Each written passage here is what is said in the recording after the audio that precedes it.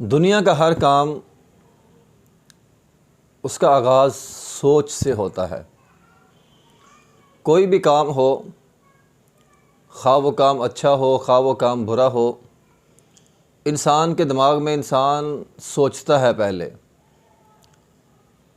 اچھا کام ہے، پہلے اچھے خیالات ذہن میں آتے ہیں، پھر آدمی اچھا کام کرتا ہے۔ اسی طرح کوئی پہلے برے خیالات آتے ہیں، برے وسوسے، برے خیالات، بری سوچیں آتی ہیں، اور پھر انسان جو ہے وہ برائی کی طرف چل بھی پڑتا ہے۔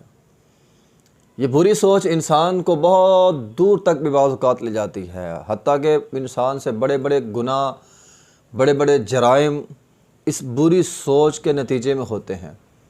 دیکھیے نا، اس دنیا میں انبیاء کے قتل بھی ہوئے۔ اب دنیا میں انبیاء کا قتل یہ بھی بری سوچ کی وجہ سے ہوا ہے۔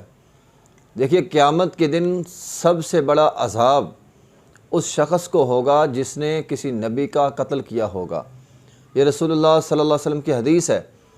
آپ علیہ السلام نے فرمایا، کل قیامت کے دن سب سے زیادہ عذاب اس بندے کو ہوگا جس نے نبی کا قتل کیا ہوگا، جو انبیاء کا قاتل ہوگا، یا اس شخص کو عذاب ہوگا جس کو کسی نبی نے قتل کیا۔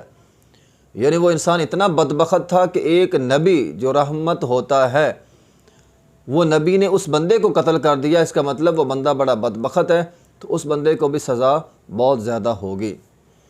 تو بہرحال انبیاء کا قاتل بن گیا انسان اپنی غلط سوچ اور غلط نظریے کی وجہ سے۔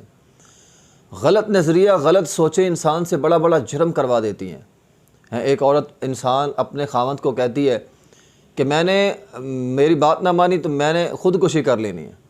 بندہ اس کی بات کو اگنور کر دیتا ہے، سوچ پختہ ہوتی جاتی ہے، آہستہ آہستہ آہستہ آہستہ کیا ہوتا ہے، بالآخر ایک دن پتہ چلتا ہے جی اوپر والی منزل سے کسی نے چھلانگ لگا دی اور نیچے گر کر خودکشی کر لی۔ اس طرح بعض لوگ بھی ایسا کر لیتے ہیں۔ تو پہلے خودکشی کرنے والے کے ذہن میں سوچ آتی ہے کہ میں نے یہ کام کر لینا ہے، تو آہستہ آہستہ وہ غلط سوچ پروان چڑھتی جاتی ہے، حتیٰ کہ انسان اپنی جان سے ہاتھ دھو بیٹھتا ہے۔ تو غلط سوچیں بعض اوقات انسان کی اپنی جان بھی لے جاتی ہیں، لیکن اس کے مقابلے میں اگر اچھی سوچیں ہوں تو اچھی سوچ کا انسان کو بڑا فائدہ ہوتا ہے۔ حتیٰ کہ اچھی سوچ، رسول اللہ صلی اللہ علیہ وسلم نے فرمایا، من ہم بحسنۃ فلم یعملھا، ایک بندہ صرف سوچتا ہے، صرف اس کی سوچ ہے کہ میں نے نیکی کرنی ہے، ابھی نیکی کی نہیں، صرف سوچ ہے، تو پیغمبر علیہ السلام نے فرمایا اس کی اس سوچ کی وجہ سے اللہ تعالیٰ اس کو اس کے نامہ اعمال کے اندر نیکی لکھ دیتا ہے۔ لیکن جب وہ اس نیکی کو نیکی کرے گا جو اس نے سوچا تھا، جو نیت کی تھی، جو ارادہ کیا تھا، جب اس کو کر لے گا تو فرمایا ہم 10 گنا اجر دیتے ہیں، بلکہ فرمایا 10 سے بڑھا چڑھا کے 700 گنا تک، یا پھر بعض اوقات 700 گنا سے بھی زیادہ اجر۔ اور بعض نیکیاں ایسی ہیں کہ جن کے بارے میں فرمایا، اے فرشتوں تم اس کی نیکی کا حساب نہیں کر سکتے، اس کو میں بغیر حساب کے جو ہے وہ انعام دوں گا، اس کی نیکی جو ہے بغیر حساب کے صلہ دوں گا اس کو۔ تو یہ بغیر سوچ کے ساتھ ہی، اب ایک سوچا اس نے، ایک نیکی مل گئی، اب سوچ کے اندر اخلاص زیادہ آ گیا، اس نے نیکی کا کام کر لیا۔ اب جتنا زیادہ اخلاص اس کا مضبوط ہوتا جائے گا، اتنی ہی زیادہ اس کے نامہ اعمال کے اندر جو ہے وہ نیکیاں لکھی جاتی رہیں گی۔ تو اچھی سوچ انسان کو بہت اوپر لے جاتی ہے۔ اس کے برخلاف بری سوچنے والا، فرمایا برا آدمی سوچتا ہے، برائی کے راستے پر چلتا ہے، اور پھر یہ بری سوچ آہستہ آہستہ انسان کو گناہوں کی دلدل میں دھکیل دیتی ہے، اور پھر بری سوچ اپنے ساتھ کہیں اور گناہ لے کر آتی ہے۔ جس طرح قرآن مجید کے اندر ہے نا، اللہ رب العزت نے قرآن مجید کے اندر فرمایا ہے کہ ان بعض الظن اسم ولا تجسسوا ولا یغتب بعضکم بعضا ایحب احدکم ان یأکل لحم اخیہ میتا فکرہتموہ، کہ ایک تو اس نے برا سوچا، اس کی بری سوچ کی وجہ سے وہ گناہ گار ہوا۔ ان بعض الظن، بعض ظن گناہ ہے، بری سوچ کی وجہ سے وہ بندہ جو ہے وہ گناہ گار ہوا۔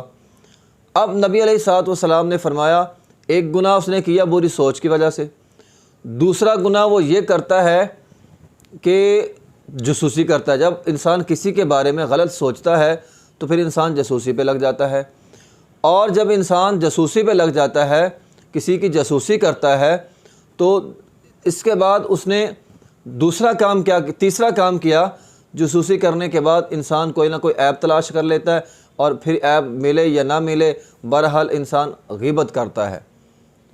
یعنی ایک ساتھ دو گناہ اور آ گئے، جاسوسی اور غیبت۔ فَلَا تَجَسَّسُوا وَلَا يَغْتَبْ بَعْضُكُمْ بَعْضًا، نہ جاسوسی کرو نہ غیبت کرو۔ اور رسول اللہ صلی اللہ علیہ وسلم نے غیبت کے متعلق تو فرمایا، بلکہ قرآن میں اعلان ہے کہ أَيُحِبُّ أَحَدُكُمْ أَن يَأْكُلَ لَحْمَ أَخِيهِ مَيْتًا فَكَرِهْتُمُوهُ، غیبت کرنے والا ایسا ہی ہے جیسے وہ اپنے مسلمان بھائی کا مردار کا گوشت کھا رہا ہے۔